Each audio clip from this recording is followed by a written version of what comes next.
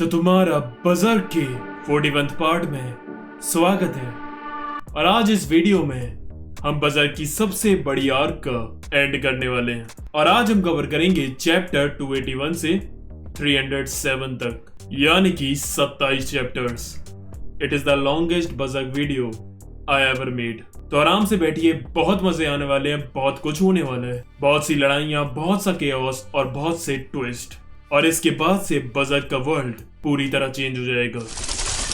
यारे यारे end of millennium falcon arc recap.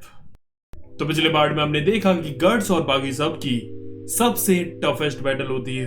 वो कुशान की खतरनाक आर्मी से सामना करते हैं, उसके बाद वो उनके पिशाच से लड़ते हैं, फिर दाइबा से, फिर वहां उनका खुद एम्परर गणेश का भी आकर उन्हें झटका देता है। ग्रिफिथ की आर्मी भी वहां आती है, लेकिन उसका कुछ बिगाड़ नहीं पाती। फिर गर्ड्स जोथ की मदद लेकर गणेश को स्कार देकर गायब कर देता है। और फिर गर्ड्स के जाने के बाद अगले दिन वहां कुशान की सेना हमला करने के लिए आती है। ग्रिफिथ भी अपनी बैंड ऑफ हॉक्स लेकर उनसे लड़ने के लिए आता है। और अब देखते हैं कि कौन जीतता है, गॉड हैंड या अपोस्टलिस। Chapter 281 to 285। अब बैटल स्टार्ट होती है और बैंड ऑफ हॉक्स हल्ला बोलती है कुशान आर्मी पर। कुशान की आर्मी देख हैरान थी कि ये लोग ऐसे छुपकर आ कैसे गए, यहाँ तो कोई छुपने की जगह ही नहीं थी। अब लोकस और बाकी के वॉर डीमंस लाइन से उनके सोल्जर्स को मारना चालू करते हैं। कुशान को लग रहा था कि हमारे नंबर उनसे इतने ज्यादा है, हम किसी भी हालत में हार नहीं सकते। लेकिन इंसान और डीमंस में काफी फर्क होता है, ये वो लोग नहीं समझ रहे थे। उसके बाद जोथ आकर उनकी आर्मी को रौंदते हुए आगे बढ़ता है। हॉक्स के कुछ 500-600 सोल्जर्स कुशान के 2 लाख सोल्जर्स को काटते हुए गणेशका के पैलेस तक पहुंच जाते हैं। जोथ की दहाड़ से उनके हाथी डर के मारे हिलते ही नहीं है और हॉक की आर्मी उस पैलेस के चारों तरफ चक्कर लगाने लगती है। उसके बाद वहां ग्रिफिथ आता है गणेशका से मिलने। गणेशका उसे देख समझ जाता है कि यही है द अनटचेबल व्हाइट हॉक। वो देख हैरान हो जाता है कि मेरे हाथ क्यों कांप रहे हैं, मैं गणेशका इस पूरी दुनिया पर राज कर चुका हूँ। और उसके बाद अपना जोश बढ़ाने के लिए गणेशका अपनी डीमन फॉर्म लेता है और ग्रिफिथ, जोथ और बाकी सबको पीछे हटने के लिए कहता है। गणेशका कहता है तुम बहुत बेवकूफ हो जो अकेले यहाँ आ गए। पता है मैं तुम्हें मारूंगा नहीं, बल्कि जो ये तुम्हारी खूबसूरती और चाम है उसे तुमसे छीन लूंगा और तुम्हें बुरी तरह टॉर्चर करूंगा। ग्रिफिथ कहता है यहाँ मेरा दम काफी घुट रहा है। और तभी गणेशका गुस्से में अपना पैलेस उड़ाकर फेंक देता है। ग्रिफिथ कहता है I can smell the salt of the sea. और गणेशका को समझ नहीं आ रहा था कि ये पागल वागल हो गया है क्या, पता नहीं क्या बके जा रहा है। तभी वहां पीछे से काफी तेज हवा आती है, जिसकी वजह से गणेशका को अपनी क्लाउड फॉर्म मेंटेन करने में बहुत परेशानी हो रही थी और वो दोबारा अपने नॉर्मल फॉर्म में आ जाता है। और ग्रिफिथ के सामने उसके घुटने झुके हुए थे। ये देखकर उसके पसीने छूटने लगते हैं कि ग्रिफिथ ने उसे इतनी आसानी से हरा दिया, उसकी कमजोरी का पता लगाकर। ग्रिफिथ कहता है देखो गणेशका, हमारी तलवारें तुम्हें काट नहीं सकती और ना ही तुम्हें कैद कर सकती हैं, और हम तुम्हें कैद भी करेंगे तो भी तुम फॉग बनकर उड़ी जाओगे। लेकिन इस हवा में तुम अपनी डीमन फॉर्म मेंटेन कर हमसे लड़ भी नहीं सकते। तो मैं क्या कह रहा हूँ गणेशका, क्यों ना हम अपनी बैटल किसी और जगह पर करें। गणेशका उसका ये ऑफर सुनकर तुरंत खड़ा हो जाता है। ठीक है, हम अपनी बैटल मेरे डीमन सिटी में करेंगे। और फिर गणेशका अपनी आर्मी को लेकर पीछे हटने लगता है। अब पीछे ये सब देख हैरान थे कि कुशान की लाखों की सेना को बैंड ऑफ हॉक्स ने वापस भेजने पर मजबूर कर दिया। अब ग्रिफिथ उनके लिए भगवान से कम नहीं था। अब वो सारे नॉबल्स ग्रिफिथ से बात करने के लिए आते हैं। लॉर्ड वेंदिबिन उसका शुक्रिया अदा करता है और फिर उनसे पूछता है कि तुम लोग कौन सी यूनिट से हो। ग्रिफिथ कहता है हम बैंड ऑफ हॉक्स से, और अभी हम इकलौती आर्मी है मिडलैंड की, इसलिए अब जो भी हमारी जमीन पर आएगा उन्हें हमारा ऑर्डर सुनना होगा। वो सब ये सुनकर चिल्लाने लगते हैं और कहते हैं तुम अकेली आर्मी नहीं हो, हम सब भी मिडलैंड के लिए लड़ रहे हैं। लोकस कहता है जब मिडलैंड खतरे में थी और कुशान का हमला उन पर हुआ था तब तुम लोग कहाँ थे। लॉर्ड ओवन पीछे से लोकस की ये बात सुनकर सोच रहे थे कि ये कह तो सही रहा है। फिर एक दूसरा नोबल कहता है उसके बाद भी तुम मिडलैंड के डायरेक्ट अथॉरिटी से कैसे लड़ सकते हो, अगर तुम्हें इसका अधिकार किसने दिया। जो सोलो रूलर थी मिडलैंड की प्रिंसेस शार्लेट, उनका तो कोई अता पता ही नहीं है। तो ये पीछे से शार्लेट वहां आती है और वो सब ये देखकर हैरान हो जाते हैं और उनके सामने झुक जाते हैं। शार्लेट उसके बाद बताती है कि लॉर्ड ग्रिफिथ मेरे होने वाले मंगेतर है और सुप्रीम कमांडर भी हमारे मिडलैंड आर्मी के। अब इसके बाद उन सबको ना चाहते हुए भी ग्रिफिथ की बात माननी पड़ती है। फिर लॉर्ड ओवन आकर कहता है मेरे हिसाब से हॉक से अच्छा कोई चॉइस ही नहीं है प्रिंसेस शार्लेट के लिए। वो किसी भी नॉवल से सर्वश्रेष्ठ और ताकतवर है। लॉर्ड वेंथमन कहता है, लेकिन तुम भूल रहे हो कि ये जंग सिर्फ मिडलैंड के लिए नहीं है बल्कि पूरे होली सी के लिए। इसलिए एक बार हमें परमपिता होलीनेस से भी राय लेनी चाहिए। पीछे हम देखते हैं तो एक राज सिंहासन का रथ आता है जिसमें से होलीनेस उतरते हैं, जिन्हें देखकर सब के सब झुक जाते हैं, यहाँ तक कि ग्रिफिथ और प्रिंसेस शार्लेट भी। तभी होलीनेस ग्रिफिथ को देखकर समझ जाते हैं कि यही है वो व्हाइट हॉग, और फिर वो उसके सामने आकर जमीन पर लेट जाते हैं और ये देख सब के सब पागल हो जाते हैं कि हमारे होलीनेस ये कर क्या रहे हैं। फिर ग्रिफिथ उन्हें उठाता है और होलीनेस सबको बताते हैं कि यही है वो व्हाइट हॉग जो मेरे सपने में आया था, यही हम सबको उस अंधकार से बचाएगा और हमारी जिंदगी में रोशनी लाएगा। और अब होलीनेस के कहने के बाद सब ग्रिफिथ के ऊपर विश्वास कर रहे थे। Chapter 286 to 290। हम देखते कि रोड्रिक की शिप जिसमें गट्स और बाकी सब ट्रेवल कर रहे थे, वहां इसीदरो और वो सोल्जर जिसने उन्हें पहले बचाया था, वो दोनों ट्रेनिंग कर रहे होते हैं। वैसे ये सोल्जर असल में कमांडर अजान है और ये बात वो सब भी जानते हैं, लेकिन इसने अपना भेष शर्म के मारे बदल रखा है क्योंकि इसे सिल्वर चेन नाइट आर्मी से निकाल दिया गया है। अब उनकी ये ट्रेनिंग देखकर बाकी क्रूमेट्स एंटरटेन हो रहे होते हैं। अंदर हम देखते हैं तो शीके फेंडिस की बॉडी पर मैजिक पोशन लगा रही थी। उसके बाद वो उसे लिटाई थी और उसे फोकस करके उसकी एस्ट्रल बॉडी को निकालने को कहती है। इसके बाद वो फोकस करती है और उसे थोड़ी देर बाद अपनी बॉडी हल्की लगने लगती है और फिर उसे रियलाइज होता है कि असल में उसने एस्ट्रल बॉडी बना ही ली। फिर शीके उसे अपने साथ बाहर हवा में उड़ाने ले जाती है। तभी रोड्रिक आकर उससे पूछता है, आखिर ये लड़की तुम्हारी लगती क्या है जो तुम इसका इतना ख्याल रखते हो? और अब उसका आंसर सुनने के लिए शीके और फेंडिस भी काफी उत्सुक थे। गट्स कहने ही वाला होता है कि तभी फेंडिस और शीके फिर से अपनी बॉडी में चले जाते हैं। उसे समझ ही नहीं आ रहा था कि ये हुआ कैसे। तभी हम बाहर देखते हैं तो कैस्का शिप के डंडे पर चढ़ जाती है। गट्स उसे पकड़ने के लिए जाता है और उसे अपने पास आने को कहता है, लेकिन वो उसकी बात नहीं मानती और फिसल कर नीचे समुद्र में गिर जाती है। उसके बाद गट्स कूद कर उसे बचाकर ऊपर बोट पर चढ़ा रहा होता है कि तभी एक लहर आती है और गट्स को अंदर डुबा देती है, लेकिन कमजोरी के कारण गट्स अब ऊपर ही नहीं आ पा रहा था। उसे फिर पानी के अंदर अपनी और कैस्का की मेमोरीज भी दिखने लगती हैं। उसके बाद जब उसकी आंखें खुलती हैं तो वो शिप के अंदर था। फिर शीके उसके ब्रांड पर तलिस्मान लगाती है और फिर वो उसे आराम करते छोड़ बाहर आ जाती है। तब शीके सोच रही थी कि हाँ, मुझे पता है कि उसके और कैस्का के बीच कुछ तो संबंध है जो कि मैं नहीं जानना चाहती, लेकिन मेरे और उसके बीच भी एक अलग तरीके का रिलेशन है। मतलब कि कैस्का जो अभी होश में नहीं है वो भी गट्स से ही प्यार करती है, उसके बाद फेंडिस भी, उसके बाद जो ये शीके भी।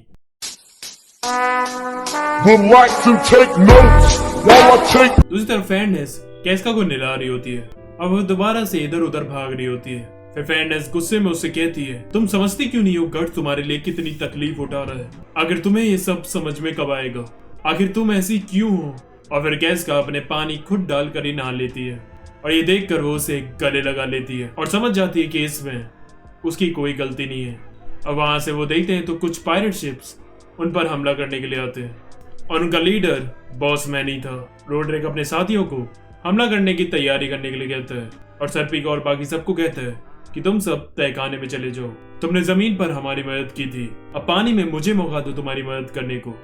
सर्पिका उसकी बात मान लेता है। अब रोड्रिक की शिप के कैनन हमला करके उनकी एक शिप को उड़ा देते हैं और ये देखकर बॉसमैन की फट जाती है और फिर वो नोटिस करता है कि ये तो हॉर्समैन की शिप है जिसने एक बार चुदार आर्मी की 5 वॉरशिप्स को अकेले डुबा दिया था और उनका कैप्टन भी वही है, 11 सेलिंग प्रिंस रोड्रिक। अब रोड्रिक अपनी शिप को हवा के अगेंस्ट साइड में ले जाता है। बॉसमैन कहता है कितना बेवकूफ है, हवा के अगेंस्ट ले जा रहा शिप को, अब उसकी कैनन के एम सही से नहीं लगेंगे। फिर वो अपने बंदों को उनकी शिप पर हमला करने के लिए कहता है, लेकिन साइड में उनका शिप जो जला हुआ था उसके धुएं से उन्हें कुछ दिख ही नहीं रहा था। फिर बॉसमैन को समझ आता है कि ये सब उसने पहले से ही प्लान कर रखा था, लेकिन फिर भी वो अंधाधुन उन पर कैनन बरसाते हैं, लेकिन हवा के अगेंस्ट होने के कारण उनकी शिप टुवर्ड्स द एयर जाती है जिसकी वजह से उनके निशाने पहुंच नहीं रहे थे और वो अपनी लंबी बड़ी शिप का फायदा उठाकर वो ऊपर से एंगल लेकर उन पर कैनन से हमला करता है और उनकी शिप को पीछे से जला देता है और ना चाहते हुए भी बॉसमैन को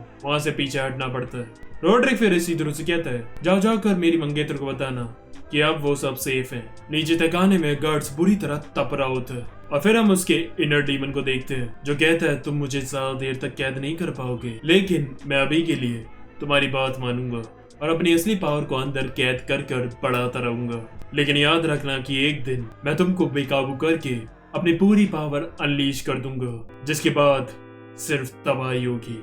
और तभी गट्स की आंखें खुल जाती है और उसे उस इनर डीमन की कुछ सही से बात याद ही नहीं थी। तभी इसी तरह वहां आकर उन्हें बताता है कि बैटल खत्म हो गई है। उसके बाद ऊपर पार्टी होती है बैटल को जीतने की खुशी में। अब अकेले में मैग्निफिको रोड्रिक से कहता है कि अभी हम लैंड ऑफ एल्फ जा रहे हैं, तो क्यों ना हम वहां जाकर उस पर कब्जा कर लें, क्योंकि एल्फ्स बहुत ही यूनिक जीव हैं। हम उन्हें दूसरे नॉवेल्स को बेच सकते हैं और काफी पैसा कमा सकते हैं। तो फिर रोड्रिक कहता है तो फिर तुम उसी से क्यों नहीं पूछ लेते जो वहां रहता है। वो देखता है कि वहां पग छुप कर फल खा रहा होता है और फिर वो वहां से जाने लगता है। डर के मारे मैग्निफिको उससे कहता है, हे सुनो, अगर तुम मेरी मदद करोगे तो मैं तुम्हें एल्फ का किंग बना दूंगा। और फिर पग इंटरेस्टेड होकर उसके सर पर एक राजा की तरह बैठ जाता है। फिर हम देखते हैं कि रात होने पर सब वहां आराम कर रहे होते हैं, लेकिन गर्ड जिसे नींद नहीं आ रही थी वो बैठा चांद को देख रहा होता है। वीडियो अच्छी लगी हो तो लाइक करना मत भूलना और शेयर करना भी। डिस्क्रिप्शन में मेरे सोशल मीडिया के लिंक हैं, जाकर फॉलो करो। Chapter 291 to 295। हमें दिखाया जाता है कि डीमन सिटी जला और लेवन अपने आदमियों को बता रहे थे कि कुशान की आर्मी तुम दबाकर वापस आ गई है। उनकी लाखों की सेना को कुछ सोल्जर्स की टुकड़ी ने वापस भेज दिया। कहा जा रहा है कि ये काम बैंड ऑफ हॉक्स का ही है। मिनिस्टर फॉक्स कहता है, मुझे पता था उस आदमी को कोई नहीं मिटा सकता। लॉर्ड लेवन कहता है, ये अच्छी बात है, लेकिन ये बताइए जो औरतें और बच्चे नीचे बंदी बने हुए हैं, हम उन्हें काल कोठरी से कैसे निकालें। फिर वो देखते हैं कि वहाँ कुछ बच्चे आ जाते हैं एक औरत के साथ। वो सब उन्हें बताते हैं कि उन्हें एक सपना आया था जिसमें व्हाइट हॉक आकर हमें बचाएगा, और उसमें यह भी था कि आज रात हम सबको अपने घर के अंदर ही बंद रहना है। उसके बाद एक धुआं आएगा जो पूरे शहर में फैल जाएगा। जैसे ही वो धुआं हटेगा सारे के सारे सोल्जर्स यहाँ से गायब हो जाएंगे। उसके बाद जब सुबह होगी तब एक बड़ा सा काला साया आएगा जिसे चीरते हुए व्हाइट हॉक निकलेगा, और उसके बाद असली सुबह होगी और उस रोशनी से पूरी दुनिया बदल जाएगी। दूसरी तरफ हमें दिखाया जाता है कि ग्रिफिथ और बाकी सब बैटल के लिए डीमन सिटी की तरफ बढ़ रहे थे, जिनके साथ होली सिटी के सोल्जर्स भी थे। शार्लेट को होलीनेस की तबीयत की फिक्र थी, लेकिन वो कहते हैं मेरे अभी मरने का टाइम नहीं आया, मुझे अभी हॉक और तुम्हारी शादी भी करानी है और उसे नया राजा भी घोषित करना है। अब दूसरी तरफ कनिष्का डीमन सिटी में आग बबूला हो रहा था। उसे पता था कि ग्रिफिथ की ताकत के सामने वो कुछ भी नहीं, यहाँ तक कि उसकी लाखों की सेना भी उसका बाल तक बागा नहीं कर पाई। इसलिए अब वो अपना आखिरी ऑप्शन चूज करता है और वहां जाता है जहां उसके डीमंस बनाए जाते थे, और फिर वो उस डीमन वॉर्म में जाकर अपनी फॉर्म लेकर एस्ट्रल वर्ल्ड की गहराइयों में चला जाता है। और उसके बाद एक फॉग आती है पूरे शहर में, जो उसके सारे एलिफेंट, उसके सारे फैमिलियर डीमंस, उसके सारे डीमन सोल्जर्स को सोख कर भस्म करते हुए गनिशा के अंदर जा रहे थे। यहाँ तक कि उसके इंसानी सोल्जर्स भी और जो भी लिविंग बीइंग उसकी चपेट में आ रहा था वो सबको भस्म कर देता और गनिष्का के अंदर समाये जा रहा था, बस अपने बाबा दाइबा को छोड़कर। उन्हें कुछ मैजिक पता था तो उन्होंने उससे अपने इर्द गिर्द शील्ड बना ली थी। अब जब वो सारा फॉग वहां से गायब हो जाता है तो लॉर्ड लेवन और बाकी सब अपने गुप्त जगहों से बाहर निकलते हैं, और वो देख हैरान थे कि वो पूरा का पूरा शहर खाली हो चुका था। एक सोल्जर भी वहां नहीं था। अब वो आगे बढ़ते हैं बंदियों को छुड़वाने के लिए, तो वो देख हैरान हो जाते हैं क्योंकि वहां सिर्फ सोल्जर्स के कपड़े डले हुए थे। वो अंडरग्राउंड जेल तक पहुंचते हैं तो वहां गेट्स कपड़ों से कवर्ड थे। अब जैसे ही वो अंदर जाते हैं तो वहां काफी सारी लड़कियां नेकेड थी, क्योंकि उनको भी सपना आया था व्हाइट हॉक का, जिसने उन्हें इंस्ट्रक्शन दी थी कि वो अपने कपड़ों से उन दरवाजों को बंद कर दें ताकि धुआं अंदर ना आ सके। फिर वो उन सारे बंदियों को वहां से छुड़ा लेते हैं और लेवन उन्हें यहाँ से निकालने की तरकीब लगाता है और उन सबको उन सारे सोल्जर्स के कपड़े बनाए थे, और फिर वो कुशान की सेना की तरह आगे बढ़ते हैं और बिल्कुल एक आर्मी की तरह ही फॉर्मेशन बनाकर वो यूनिट के साथ चल रहे होते हैं। अब आगे वहां उन्हें गेट्स पर कुशान के कुछ गार्ड्स मिलते हैं जो उनसे उनके यूनिट का नाम पूछते हैं और उनके ऑर्डर लेटर को मांगते हैं। अब लेवन को लगता है कि हमें इनसे लड़ना होगा, तभी वहां एक कुशान सोल्जर आता है जो उन्हें एक लेटर दे देता है और उसके बाद वो इन्हें अपने साथ बाहर निकाल लाता है। फिर वो बताता है कि मेरा नाम जेरिस है, मैं भी एक कुशान का सोल्जर था, लेकिन अब मैं बैंड ऑफ हॉक्स के साथ हूँ। अब रास्ते में तभी स्लिट और उनके साथ ही आकर उन्हें रोकते हैं। जेरिस उनसे कहता है, देखो तुम्हारे क्लैन के साथ हमेशा से बहुत बुरा हुआ है, हर रूलर ने तुम्हें बस एक स्लेव की तरह यूज किया। मैं कहता हूँ क्यों ना तुम बैंड ऑफ हॉक्स के साथ जुड़ जाओ, उनके साथ जुड़कर तुम्हें एक नई राह मिलेगी, और वैसे भी व्हाइट हॉक इस पूरी दुनिया को ही बदल देगा। बस देखती जाओ। स्लेट कहता है ऑफर तो अच्छा है, लेकिन जब तक मैं इसे अपनी आंखों के सामने होते हुए ना देख लूं तब तक मैं तुम्हारी बात पर यकीन नहीं कर सकता। और फिर वो वहां से चला जाता है। उसके बाद वो आगे बढ़ते हैं तो लॉर्ड ओवन वहाँ लॉर्ड लेवन से आकर मिलता है और कहता है हमारी बातचीत तो होती रहेगी, लेकिन पहले आप हमारे लीडर को रिपोर्ट कर दीजिए। और ग्रिफिथ को पहाड़ी पे खड़ी देख उसकी आंखें फटी की फटी रह जाती हैं और फॉस नीचे झुककर उसे सम्मान देता है। फिर हम देखते हैं कि डर के मारे दाइबा वहां से बाहर निकल रहा होता है और फिर उस गेट में से हमें कई सारे चेहरे दिख रहे होते हैं जो कनिष्का का नया रूप था। उसने लगभग अनगिनत डीमंस को अपने अंदर समा लिया था।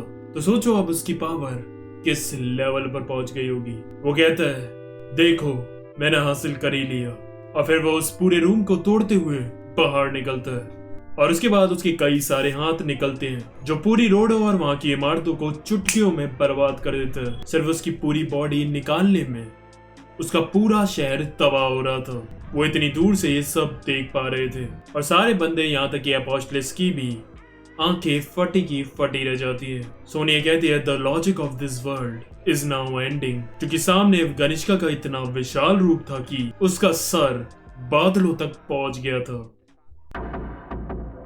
Chapter 296 to 300। हम शिप पर देखते हैं तो वेनस और शी के एस्ट्रल बॉडी का रूप लिए शिप के ऊपर उड़ रहे होते हैं। नीचे पार्क फिशिंग कर रहा होता है और भीलित को वो अपना चारा बनाने की सोचता है। तभी भीलित अपनी फॉर्म वापस ले लेता है और कैस्का के ब्रांड में भी दर्द होने लगता है। गर्ड्स को भी फील होने लगा था कि कुछ हो रहा है। और फिर हमें दिखाई जाती है कनिष्का की जाइगेंटिक मॉन्स्टर फॉर्म जो कि बहुत विशाल थी। And yes again what a artwork. अब ये सब देख उसके कुशान सोल्जर्स की भी फट रही होती है और कनिष्का को तो वो सब चींटियों के बराबर लग रहे थे। फिर वो आगे बढ़ता है अपने कैसल और अपने सोल्जर्स को कुचलते हुए। उधर उन सब की ये देखकर फट रही थी कि बहन इसे कैसे हराएंगे। तभी दाइवा भी आकर उसे बताने की कोशिश करता है कि आप अपने ही सेना को कुचल रहे हो, प्लीज होश में आइए। लेकिन इस वक्त कनिष्का पावर के मारे होश में नहीं था। उसे दाइवा भी एक मच्छर की तरह लग रहा था और वो उसे फूंक मारकर उड़ाने की कोशिश करता है, लेकिन उसकी फूंक में से भी आग बरसती है। और फिर उसकी ये फॉर्म देखकर उन्हें यकीन हो जाता है कि ये तो भाई एक गॉड ही बन गया है और बस अब ये इस दुनिया का अंत है। अब इतनी पावर आने के बाद कनिष्का का दिमाग काम नहीं कर रहा था क्योंकि उससे इतनी पावर झेली नहीं जा रही थी और उसे खुद भी नहीं पता था कि वो कौन है। और इतना बड़ा होने के बाद ना उसे अपने सोल्जर्स दिख रहे थे और ना ही दाइवा। उसे लग रहा था कि वो अकेला ही है और फिर वो घबराने लगता है और अपनी आग इधर उधर बरसाने लगता है। लेकिन तभी उसे सामने एक लाइट दिखती है जो कि ग्रिफिथ ही था। अब जैसे ही वो आगे बढ़ रहा होता है तभी उसकी बॉडी में से छोटे छोटे कनिष्का की डीमंस फॉर्म लेकर बाहर निकलते हैं और वो उनके सोल्जर्स पर अटैक कर रहे थे। उन्हें दूर से वो आते हुए दिख रहे थे। ग्रिफिथ सारे इंसानों को पीछे खड़े होने को कहता है और अपने वॉर डीमंस को आगे बुलाता है। अब जैसे ही वो कनिष्का के डीमंस उन पर अटैक करने के लिए पहुंचते हैं वो उन सबको अपना डीमन फॉर्म लेने का आदेश देता है, जिसके बाद फिर वो डिमोनिक बैटल स्टार्ट होती है और ग्रिफिथ के वॉर डीमंस जाकर उन्हें चीर रहे होते हैं। ग्रनबेल्ट अपनी आंख से उन सबको बॉम्ब की तरह फोड़ रहा होता है और वॉर डीमंस को एक साथ आगे बढ़ते हुए एक बार ये पैनल देखो।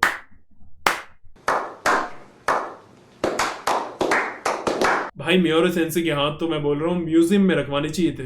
लोकस भी अपने भालों से एक निशान में उन सबको चीर रहा होता है और पीछे वो सारे लॉर्ड्स और नॉवेल्स देखकर ये हैरान थे क्योंकि वो पहली बार उन वॉर डीमंस को लड़ते हुए देख रहे थे जो इतने खूंखार थे कि उनके रोंगटे खड़े हो गए थे। उन्हें लड़ता देख उनकी हालत खराब हो रही थी और वो सोच रहे थे कि ये सब ग्रिफिथ की बात क्यों मान रहे हैं। कहीं ऐसा तो नहीं कि ग्रिफिथ भी इन्हीं की तरह एक डीमन हो। तभी उन सबको उन सब से डर लगने लगता है और तभी उनके मन में एक चीख सुनाई देती है, यू इडियट्स। और फिर सोनिया उनसे चीख कर बोलती है, क्या हुआ अगर वो इंसान है या डीमंस। ध्यान से देखो अभी हम इंसानों को कौन बचा रहा है, वो भी अपनी जान पर दाव लगाकर। सवाल सिर्फ इतना सा है कि तुम हॉक के साथ हो या नहीं। और फिर वो जोश में एक डीमन की तरफ हमला करने के लिए बढ़ती है, लेकिन तभी पीछे से एक तीर आता है जो उस डीमन के अंदर घुसकर उसके हजारों छेद कर कर मार देता है और फिर उसकी बॉडी सोनिया के ऊपर गिरने ही वाली होती है कि तभी इरविन आकर उसे बचा लेता है और हमें पहली बार इरविन की डीमन फॉर्म दिखाई जाती है और ये देख उनकी सारी इंसानी सेना जोश में आकर उन्हें सपोर्ट करने लगते हैं। अब ये देखकर ग्रिफिथ कहता है, हमारे वॉर डीमंस ताकतवर जरूर हैं, लेकिन वो इतने सारे डीमंस को अकेले नहीं संभाल पाएंगे, आपको भी उनकी मदद करनी होगी। और फिर वो उन सबको बेटर पोजीशन लेने को कहता है। और अब कुछ बंदे कैनन से उन्हें मार रहे थे और कुछ भालों से एक ग्रुप बनाकर उन पर एक साथ हमला कर रहे थे। Chapter 301 to 307। अब इरविन सोनिया से नीचे उतरने को कहता है, लेकिन वो मना कर देती है। फिर वो उसे कहता है, ठीक है, सही से कसकर पकड़ना। फिर वो अपनी एक पूंछ का एक बाल तोड़ता है, जो बाद में एक तीर में बदल जाता है। उसके सींग एक धनुष की तरह काम कर रहे थे और फिर वो उन पर निशाना लगाता है। और जैसे ही उसका तीर उसके टारगेट को लगता है, वो अंदर से कई और सारी शाखाओं में डिवाइड होकर उस डीमन को चारों ओर से खत्म कर देता है। अब तभी एक वॉर डीमन को एक गनिष्का के डीमन पकड़ लेता है, जिसे फिर इंसान की सेना आकर उन्हें बचाती है। और अब इंसान और डीमंस साथ में मिलकर उनसे लड़ रहे होते हैं। ऊपर ये सब देखकर दाइबा हैरान हो जाता है कि ये सब मैं क्या देख रहा हूँ। जो अपोस्टलिस इंसानों को तड़पाते और खाते थे, वो आज उनके साथ लड़ रहे हैं। इवन इन इंसानों का भी डर इनसे बिल्कुल खत्म हो गया। और ये सब ग्रिफिथ की वजह से ही मुमकिन हो पाया। अब हम देखते हैं कि उन सारे वॉर डीमंस और सोल्जर्स को कुचलते हुए गनिष्का आगे बढ़ रहा था। तभी हम देखते हैं जोथ के ऊपर ग्रिफिथ उड़कर गनिष्का की बॉडी के ऊपर जाता है। और हम देखते हैं कि वहां एक बीच में गड्ढा सा हो रखा है। उसके बाद ग्रिफिथ उस गड्ढे के सेंटर में जाता है और हम देखते हैं कि वहां जोथ के पंख में छुपकर राक्षस सब कुछ देख रहा था। फिर हमें दिखाया जाता है गनिष्का का पास्ट, जहाँ उसके पिताजी एक कुशान किंग थे। गनिष्का की माँ के 2 बेटे थे, एक गनिष्का और एक उसका छोटा भाई। जब गनिष्का 6 साल का था, तब उसकी माँ ने उसे जहर देकर मारने की कोशिश की ताकि उनके छोटे बेटे को सिंहासन मिले, लेकिन गनिष्का बच जाता है। जिसके बाद वो रिवेंज के लिए फिर अपने छोटे भाई को मारता है और उसके गम में उसकी माँ सुसाइड कर लेती है। उसके बावजूद भी जो वहाँ के रॉयल्स और मिनिस्टर्स थे, वो गनिष्का को बिल्कुल पसंद नहीं करते थे, क्योंकि उसने अपने भाई को मारा था।